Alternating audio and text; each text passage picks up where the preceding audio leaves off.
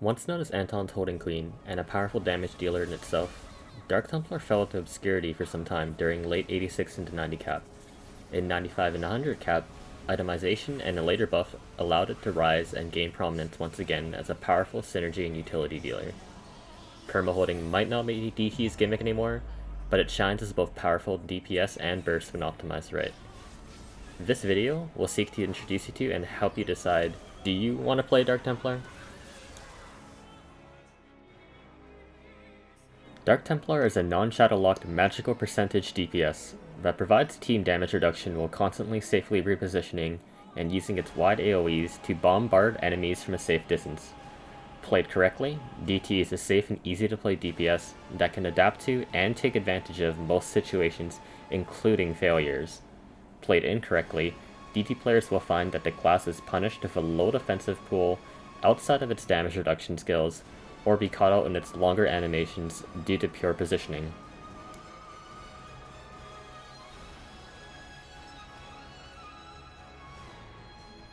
Before we start the video, let's talk about DT's main gimmick, Evolve.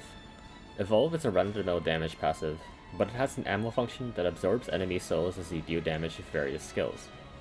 These souls are displayed as a number next to your health bar and are spent to add damage or as an extra cost for certain skills, for functionality.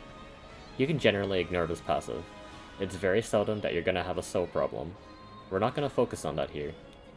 The most common usage for souls is to spam Liberate Buckshot. This simply allows you to fire energy bolts at enemies in the middle of most, if not all skills, at the cost of souls. The bolt's home, but this skill does not have a cast animation, and is an easy way to ensure constant minor damage. Let's talk about a really broken skill that DT also has, Shadow Hiding. This skill essentially makes you invulnerable and mobile at the same time.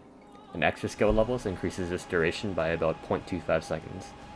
You can use it to escape and iframe just about everything, except Osmo's Punch. You can't do that.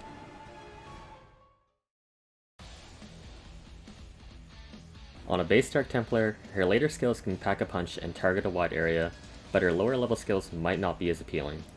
With proper itemization, you can alleviate and manage these issues to a point where you are a wide AoE spamming nuker, if you so desire.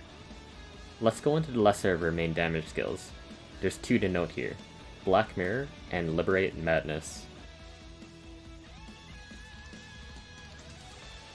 First off, we have Black Mirror. This targeted AoE skill groups all enemies in an area after a short delay and pulses to inflict damage on enemies within. If an ally is inside, they get a 50% damage reduction shield and a super armor effect. This is a core skill worth spamming, even if enemies can escape it. The second skill to look at is Liberate Madness. This grabs enemies in a large AoE in front of you, and then expends souls to damage all of them. The skill does significant damage on its own quickly, but its real value comes in how in many builds, this skill and Black Mirror share the same cooldown. A really common filler combo is to simply drop Black Mirror, tap Madness, spam Buckshot, and your other filler skills.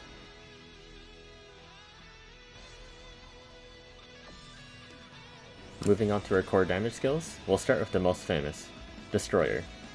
Destroyer pelts a large area in front of you with shadow bolts, and the Talisman reduces its cooldown, but adds a final shadow orb at the end. Note that the skill places you in the air for a significant amount of time, and you can dodge attacks with it, but large AoEs can still hit you. This skill scales with attack speed. You can speed it up with more speed, or holding down or tapping X. Destroyer does absurd amounts of damage. It is hands down when optimized the most powerful skill in your arsenal that is not an awakening. With it, however, are its downfalls. This skill does have quite the cast time without speed, and enemies can leave its range entirely, making it a damage loss. This is partly why speed is actually really important on DT. For DTs that considers it a deal breaker, there exists another talisman of recent rebalances that lets you pick an alternative main damage skill. We are of course talking about Deus Ex Ray, a skill that pre-buffs was already useful, but with a massive 32% buff now essentially stands toe-to-toe with Destroyer will cast, while being a lot easier to use. This skill consumes some souls in order to fire a massive laser beam, and the Talisman makes it faster and the lasers even bigger. It may not have as great a DPS as Destroyer does for its Talisman, but with enough targeted cooldown and its ability to deal damage in an instant, this is a very powerful, fast, and easy alternative to Destroyer. The next core I keep to talk about is Immolation, and it comes with some debate regarding its usage. Immolation is a channeling AoE focused on you that applies a slow debuff to your enemies. Without its Talisman, it's a skill that provides mediocre damage with a long channel time and little utility. However, the Talisman allows you to channel the skill at range and adds a vacuum function. The damage isn't much improved, but its utility and quality of life make it a very appealing and easy to use choice. The alternative, but powerful option to pick for Immolation would be Judgment. Judgment allows you to target an area around you and drop a sword in it, dealing heavy damage. You can hold the skill to increase its damage by a maximum of 10% at the cost of 10 souls. The skill is decently powerful, but requires safe positioning. The Talisman allows it to auto-cast on the strongest target around you and no longer drains souls in order to be fully charged. The damage is strong, but the quality of life isn't something you couldn't have done before. If you're picking between Immolation or Judgment, it's purely preferential. Do you want quality of life in AoE, or higher DPS? As a side note, you can use Black Mirror and Starfall Talismans if you really want to. Black Mirror offers Destroyer to your DPS, but bosses can break or exit it entirely. Starfall is solid, but pales to the other Talismans. Assuming you're fairly geared out, most Dark Templar playstyles start the same. You want to lay out some installed skills while doing your longer animation skills, and then blow off your high damage cooldown skills. You could look at setting up a Black Mirror and some fast cast fillers followed by Immolation in your main cube rotation. At this point, after you use your awakenings, you should probably be looking to reposition when you can with shadow hiding until your next skills come up. This is all dependent on your CDR. Don't forget to tap Buckshot when you can, and spam Mirror when possible for everyone's benefit. In terms of gearing, DT benefits from both burst and sustain based playstyles. Her skills can do great damage as a nuke, but it's more than viable to get enough CDR to spam them over and over again, so we'll leave that up to you.